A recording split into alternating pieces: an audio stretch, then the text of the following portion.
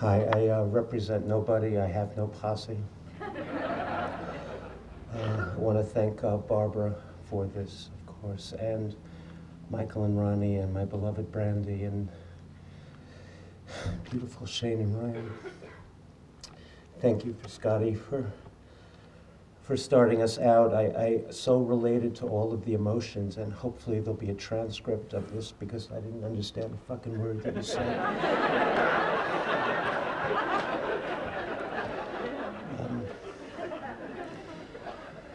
I was living on an island when a hurricane swept into my life. That island was Manhattan, and that hurricane was Gary Allen. In 1974, I think it was, I had gotten a call from Stephanie asking if I wanted to meet her and Gary for lunch, and I said, yeah, I was living there, and she and Gary were there, and I wasn't hesitant about saying yes, but in the background, on the phone, I heard him say, "Tell him it's the best fucking Chinese food in New York." And so I got to eat in this restaurant and asked, "How are the spare ribs?" "They're the best fucking spare ribs in the country." "How are the egg rolls?" "The best fucking egg rolls on the West Side."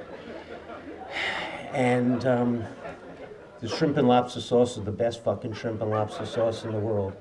And I managed to eat the best fucking everything with Gary, the best Japanese food, the best fucking taco in the world, the best fucking Indian food. I swam in the best fucking ocean, on the best fucking island, and saw the biggest fucking fish in the most beautiful fucking place.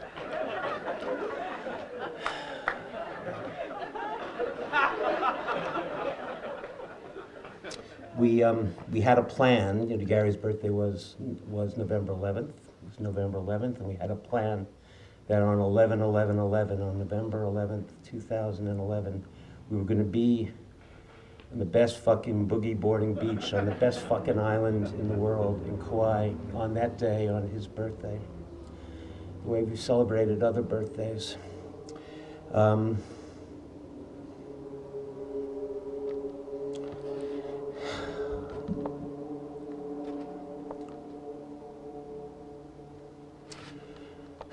In 1986, Gary, along with a few other people who are seated in this amphitheater, saved my life. That is not overstating the case. And every January 11th, there have been 24 of them since 1986. I pull one of these out and I think, oh my God, if it weren't for Gary, I thank the God I don't believe in, for Gary and for the others who are sitting here who saved my life.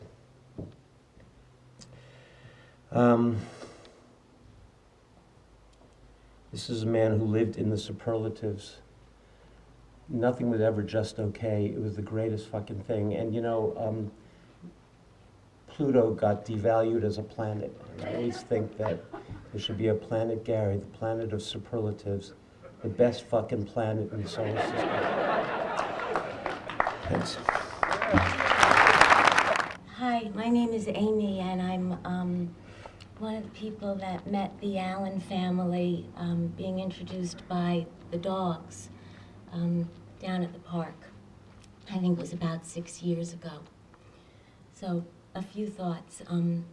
I think it's safe to speak probably for every woman here and that Gary ever knew and say, Gary was hot.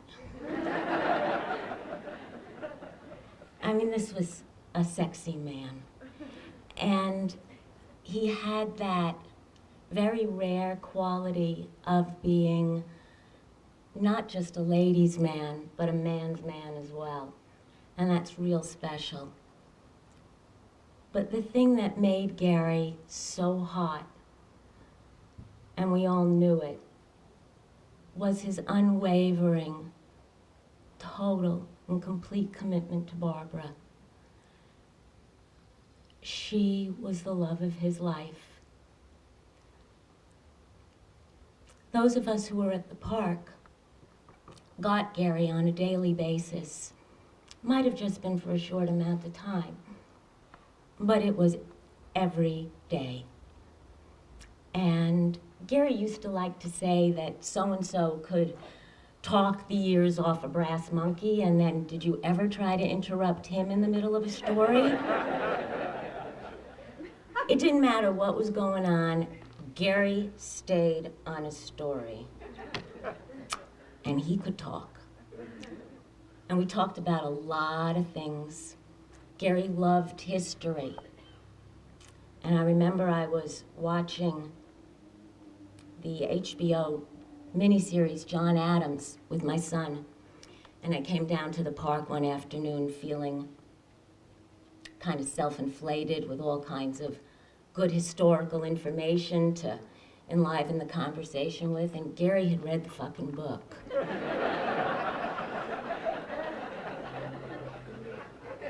And my jaw dropped, and he went on about Jeffersonian policy and Madison and Hamilton, and I couldn't believe it. And Gary could go on about a lot of things, but the thing he liked to talk about most was Barbara and Shane, Ryan, and his family. I heard about a dress that Barbara had. I don't remember how many years ago it was. Apparently it was this big. That's what Gary said. Do you know the dress? Maybe. But he said it was one of these tube things and it would stretch out, so she'd put it on, and he'd talk about how she would look when she would walk through a bar and how all the guys would be looking at him and how cool he felt. So I think what I'm saying is, as a woman, I think the kind of love that Gary had for Barbara is what each of us wishes for, hopes for. Some of us are lucky enough to find in our lives. We miss him, all of us who knew him. He's very, very loved. Thanks.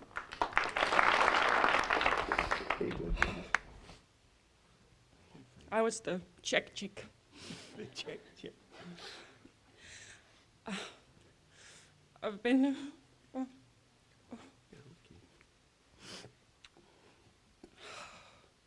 well, my life in America kind of can boil down to life before meeting Gary and life after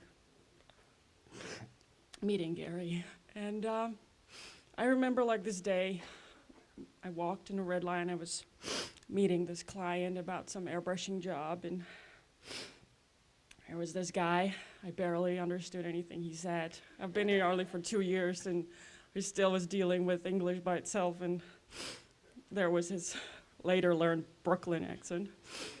And the guy was late, whom I was supposed to work with, and we started talking, and we talked, and I felt like, oh my God, I know this guy forever.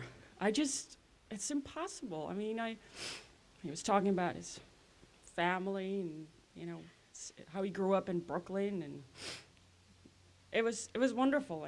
And I was going home, and he said, why don't you drop by again? And I said, sure, you know, for lunch, and it was wonderful Heim, and Noam would drop by from next door from psychology, and then I came over next day, and he said, hey, you guys are both from the old country, and, you know. So I met Scotty, and here we were, and it was just unbelievable period of my life, the life in a red line. And we would just meet there every day and talk and talk and talk, and it was just unbelievable.